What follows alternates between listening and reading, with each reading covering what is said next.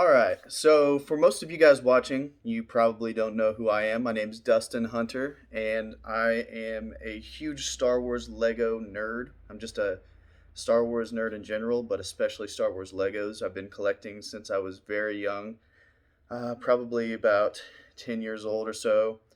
I have a lot of the sets from 2005 to 2007 range, somewhere around there. And so I've been getting back to this a little bit, and I've been making my own Lego videos. And something that I have seen lately that's sort of trended among the Lego community is, of course, the 501st sets. And there's a lot of criticism toward these 501st battle packs because of the scale of the minifigures to the Walker and the speeders, because the speeder was extremely long compared to minifigure scale, as well as the Walker was much taller than it needed to be. And I have actually scaled these down, and I've used quit Miri. That's my puppy. Sorry about that. um, so I've scaled these down, and I've used um, everything in these scales come from the pieces in the set. So you can actually scale down both your speeder model and your AT-RT using only the pieces that come in one 501st set. And a lot of these videos that I've seen on YouTube where they actually scale theirs down, they either make the Walker or they make the speeder. So you have to use one whole set to scale down your Walker or one whole set to scale down your speeder. And I actually took some inspiration from those videos because I really liked some of the builds that these guys made, but I wanted to find a way that I could just use the pieces from one set. I didn't want to have to add or buy pieces from Bricklink. So I just thought I would show you guys my builds. As you can see here, I've made 5 of them, and they're pretty easy builds. Nothing too complex in them, but they are much closer to minifigure scale. As you can see, I have some clones here for reference. Obviously, it's still a little bit too big. It's not quite perfect, but I mean, it's a lot closer, and so it's perfect for mock builds. I think I'm going to make a mock of the Battle of Umbara. I know that market is a little bit saturated, but I think that's just like the first mock that I want to do because I really enjoyed the Battle of Umbara, and so I think that's what I'm gonna go with first, especially since we just got these 501st sets. Um, Seems like a good time for me to make one. Um, I also have a bunch of 212th Legion, which, if you don't know, are the yellow clone troopers that were led by Obi-Wan and Commander Cody. And so I think I'm going to make a mock of the Battle of Umbara. If you haven't seen that, it is in the Clone Wars series, and there's actually a point in it where the 212th and the 501st fire upon each other. There's friendly fire, and so I think I'm gonna make a mock of that. And I just thought I'd show you guys you can actually make a little bit closer scale speeder and Walker. And if you would really like an in-depth tutorial or whatever on how exactly I did it, I'd be more than happy to make it. I can show you right now just a little bit of what goes into this. So obviously you use a little bit of the legs from the original build, but you definitely cut down on the size of this joint to this joint. That's pretty close together.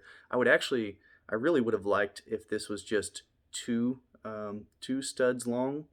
I think if this piece was just two studs long, it would be almost a perfect build. But as you see, the feet right here, um, the feet right here are very easily done. I have a little bit of pieces under here that a lot of people didn't include, but I felt like this needed more stability. I watched a guy, I forget who it was, some YouTube channel where a guy did some custom makes, and he didn't have anything under this toe piece, and it was actually, it, for me, I thought it was very unstable. It did make it closer to scale just because, you just took that much height away from it, one stud height away from it. So it was a little bit closer to mini scale figure. But I did take a lot of the inspiration for this build from this headpiece that this guy made, and he actually used a 2x2 tile on the front of it, and he had to cut his sticker. And I don't like to cut stickers. I like to use, if I can, I like to use all of the stickers in the set, um, the way that they were intended. So if you wanted to, you could also cut this sticker and just use a 2x2 tile right there. But I wouldn't recommend that. Just personally, I guess that's just sort of my own personal opinion. Um, but he also had a different way to put the gun on the front of this, and I toyed with a couple of different ways to do it, but I ended up just using the pieces that come up under here and sort of have a right angle coming out. Um, I just thought that this was the best way to do it. I believe in the video I was watching, the guy made one that was, I feel like it was much too large for the size of this build particularly. Um, but yeah, so if you would like an in-depth uh, video on the making of this, I could actually do so, but I guess we'll see if I actually get some views on this. Being so new, I'm not exactly sure how much this will, how many views this will generate. So, um, anywho, that I'll compare it to the newest Walker that they have put out, the newest AT-RT, which is actually the 20th anniversary AT-RT from Kashyyyk. So you can see it is significantly scaled down from that. This model is just wildly out of scale. But I mean, compared to the feet on this one, they look fairly similar. You can see that the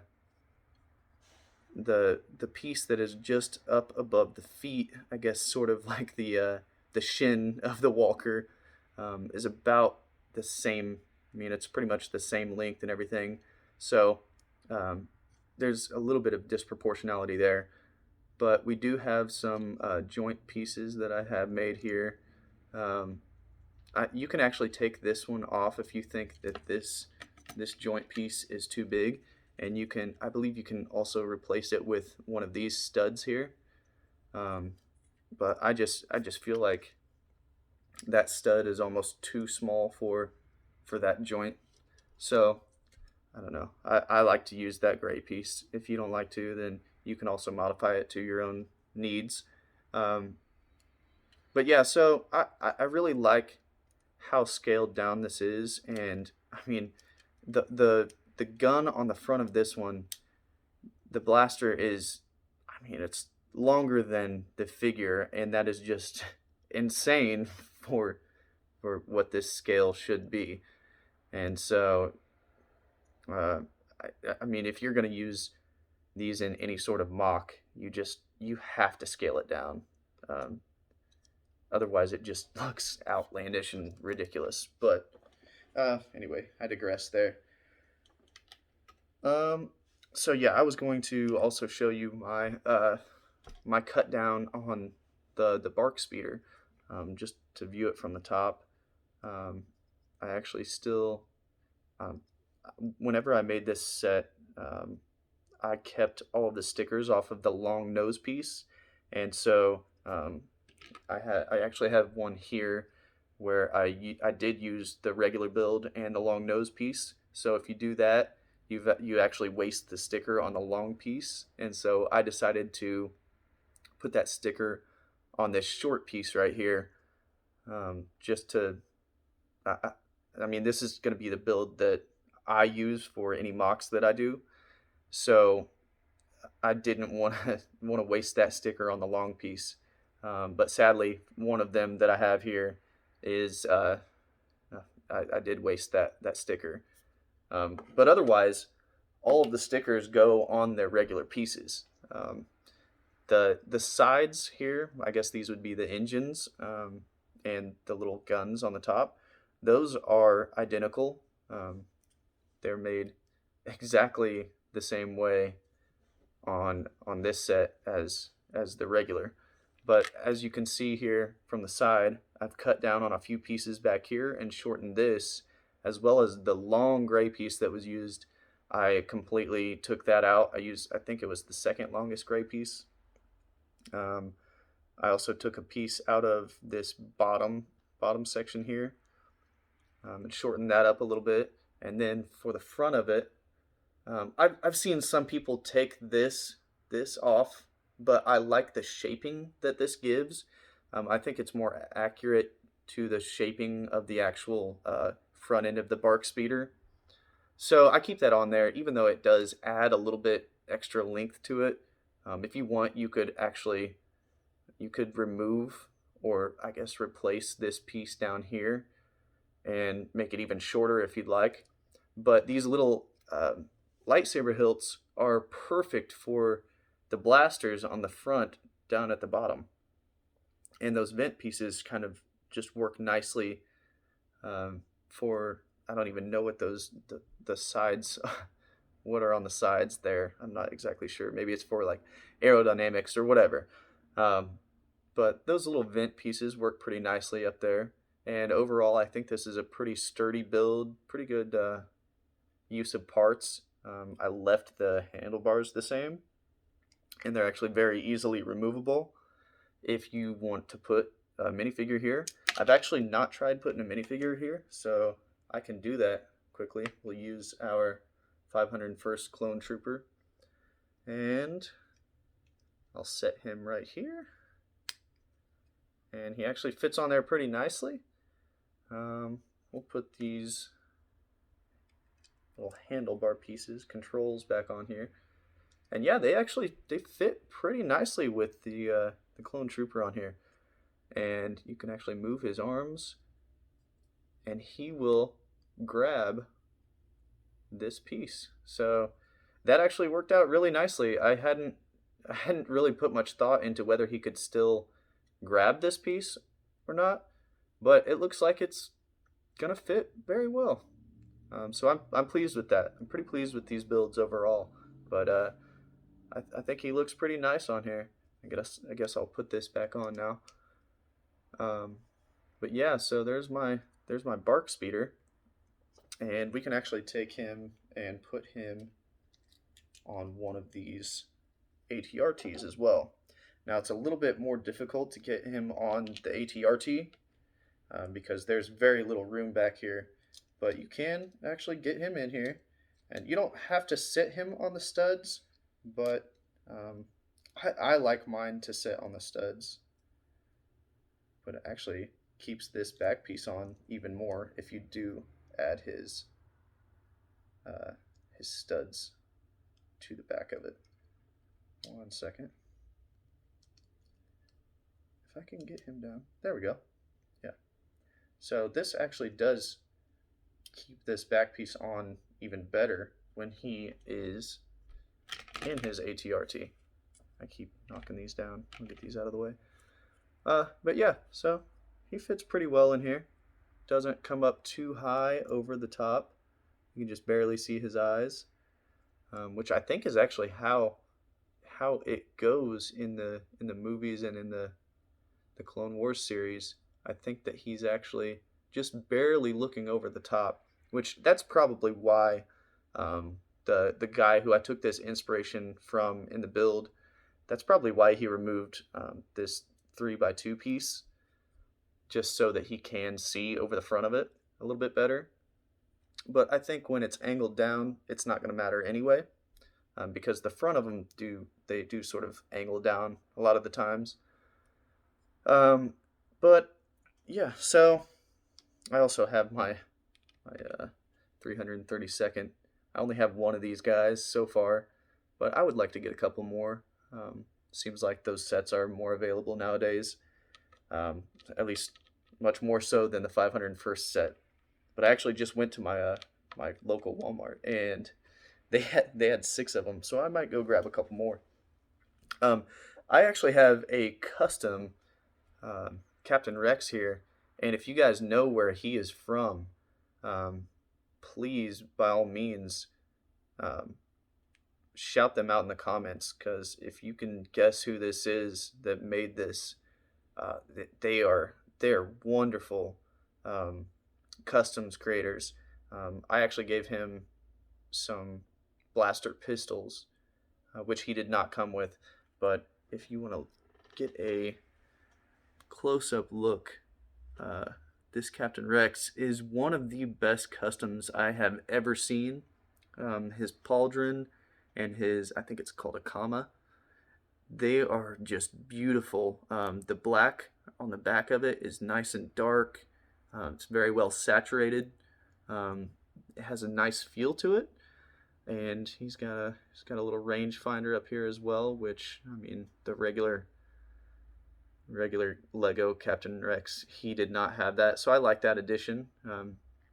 But yeah, he's also got these foot printings and leg printings and stuff. It is one of the best minifigures I have ever seen. Like counting Lego and everyone else that I've seen, Clone Army Customs. Out of all of them that I've seen, this is my favorite custom ever. And I can only hope that we get another release of Captain Rex, and perhaps we will get one in the UCS gunship that is supposed to be coming out. I think that they would really benefit from making Captain Rex and Commander Cody both in this new set. So my only issues with this with this Captain Rex is that the helmet isn't quite compatible with the head. It does go on there and it will stay on, but it's not a perfect fit.